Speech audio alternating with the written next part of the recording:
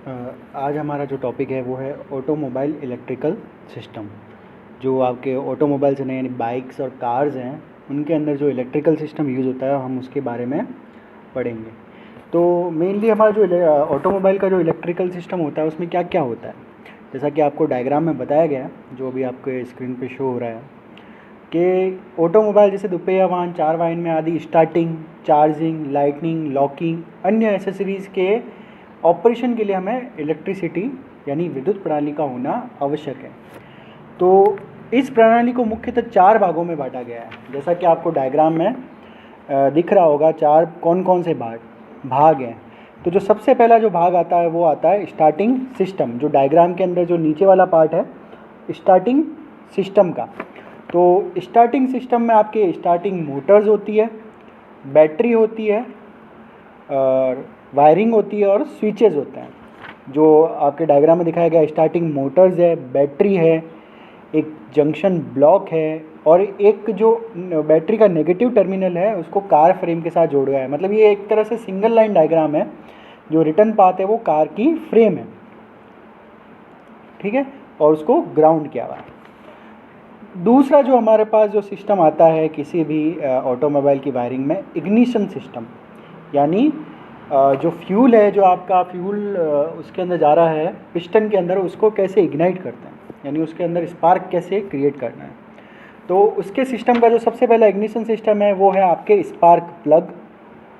फिर आपके है जो इग्निशन डिस्ट्रीब्यूटर, जो इग्निशन सिस्टम का spark plug, ignition distributor, ignition coil, जो आपकी इग्निशन कॉइल है, और जो आपका इग्निशन स्विचेज है, ठीक है, जो आपके इग्निशन स्विच है जहाँ से आपको इग्निशन करना स्टार्ट करते हो, स्विच को स्टार्ट करने के बाद, ठीक है, जो इग्निशन स्विच दिखाया गया है।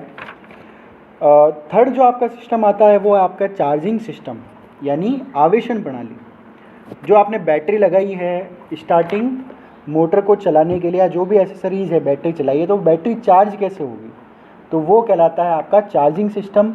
एक अल्टरनेटर होता है, और जनरेटर, प्रत्यावर्तक या जनित्र जिसको डायनेमो बोलते हैं अपन, और एक होता है अपने वोल्टेज रेगुलेटर। वोल्टेज रेगुलेटर जैसा कि इस डायग्राम में बताया गया है, देखो, वोल्टेज रेगुलेटर। देन उसके बाद में है आपका लाइटनिंग एंड एसेसरी सिस्टम। जो फोर्थ है lighting and accessory system, lighting and accessory system.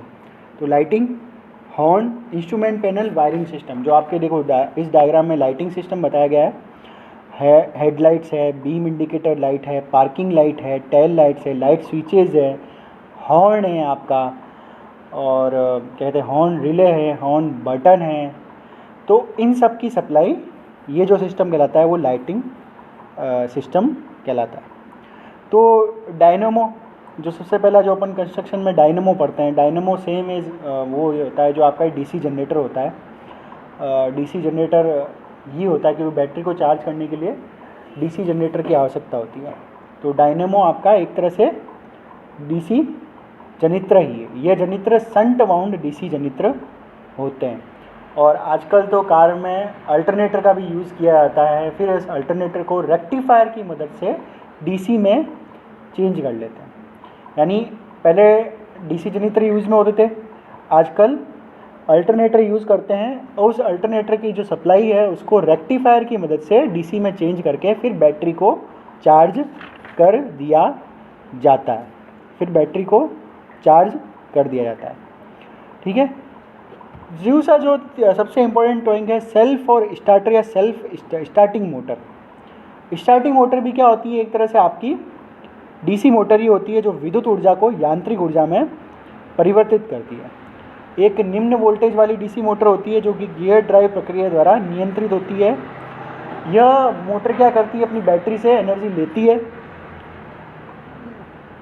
और बैटरी से एनर्जी लेने के बाद स्टार्टिंग स्विच द्वारा जब सर्किट कंप्लीट हो जाता है तो इंजन को घुमाती है, और जब इंजन को घुमाती है, जब इंजन स्टार्ट हो जाता है तो स्टार्टर स्वयं ही डिसएंगेज, यानी जो स्टार्टर मोटर है वो जो आपकी जो क्या कहते हैं गियर असेंबली, उसे स्वयं को अलग कर लेती है, ठीक है। तो ये आपकी स्टार्टिंग मोटर हो गई है। स्टार्टिंग मोटर भी वही जो नॉर्मली आपकी डीसी मोटर जिस तरह से वर्क करती है उसी तरह से वर्क करती है। इसके मेन जो पार्ट हैं वो आपके सिलेंड्रिकल योक हो जाएगा, पोल शू हो जाएंगे, फील्ड कॉइल्स हो जाएगी, आर्मेचर्स हो जाएंगे और ब्रशेज हो जाएंगे। ठीक है, दो तरह की यूनिट होती है, एक मोटर यूनिट जिसमें आपकी मोटर बनी हुई होती है, एक ड्राइव यूनिट होती है जिसमें कि क्या कहते हैं फ्लाई व्हील, जो आपकी जो मोटर की जो टॉर्क है उसको फ्लाई व्हील के द्वारा इंजन को ट्रांसफ़र किया जाता है। जो पावर है वो फ्लाई व्हील के द्वारा इंजन को ट्रांसफ़र की जाती है।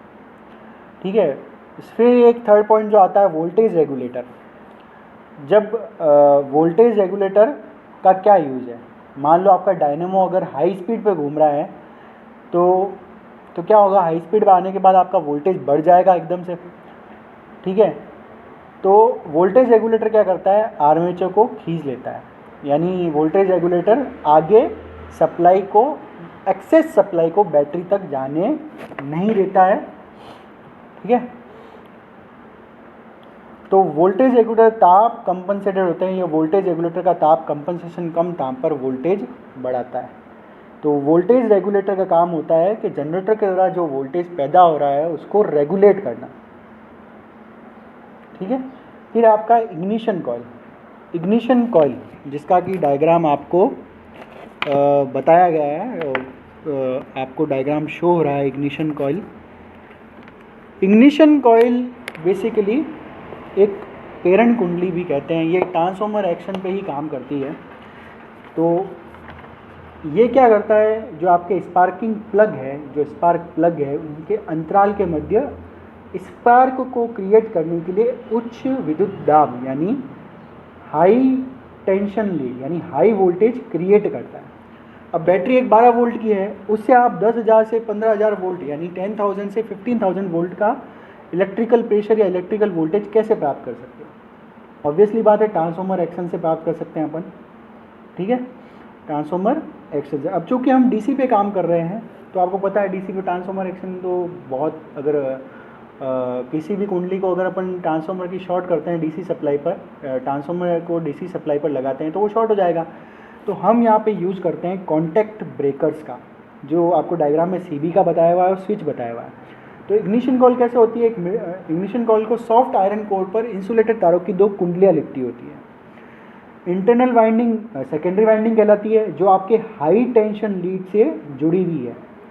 ठीक है, जो सेकेंडरी वाइंडिंग है उसके अंदर 20,000 टर्न्स होते हैं, और जो सेकेंडरी वाइंडिंग के जो ऊपर प्राइमरी वाइंडिंग होती है उसके ऊपर लगभग 400 टर्न्स होते हैं। यदि हम प्राइमरी वाइंडिंग में निम्न वोल्टेज प्रदान करें यानी लो वोल्टेज दें तो द्वितीयक में टर्न्स रेशियो के अनुपात के अनुसार उल्ट हाई वोल्टेज उत्पन्न होता है। चूँकि हम अब यहाँ पे डीसी सप्लाई पे काम कर रहे हैं तो हमें बार बार ऑन ऑफ और ऑफ करना पड़ेगा फ्लक्स यानी जो आपका इलेक्ट्रोमैग्नेटिक जो आपका मैग्नेटिक फील्ड क्रिएट हो रहा है उसको चेंज करने के लिए, यानी उसको कोलैप्स करने के लिए या उसको परिवर्तनशील करने के लिए। ठीक है, और एक संपूर्ण, और ये जो भी क्रोड है और ये जो वाइंडिंग है एक आयरन की सीट पर स्थापित होती है, और एक जो ये संपूर्ण असेंबली है वो सील्ड कंटेनर में होती है, और एक हाई टेंशन लीड जो कि डिस्ट्रीब्यूटर तक जाती है, जो कि आपके जो क्या कहते हैं इग्निशन डिस्ट्रीब्यूटर तक जाती है।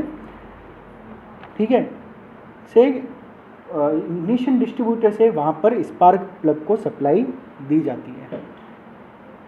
और इस के साइड में दो टर्मिनल हैं, एक है आपका कॉन्टैक्ट ब्रेकर है जो आपको सीबी है, ये बार बार कॉन्टैक्ट को ब्रेक और मेक करता है, यानी प्राइमरी वाइंडिंग का जो फील्ड है जो आपने मैग्नेटिक फील्ड क्रिएट किया है उसको क्रिएट करता है और उसको कोलैप्स करता है। ठीक है, और दूसरा आपका इग्निशन स्विच है SW। ठीक है, अगर हम अपन उस तरफ आते हैं लाइटिंग सिस्टम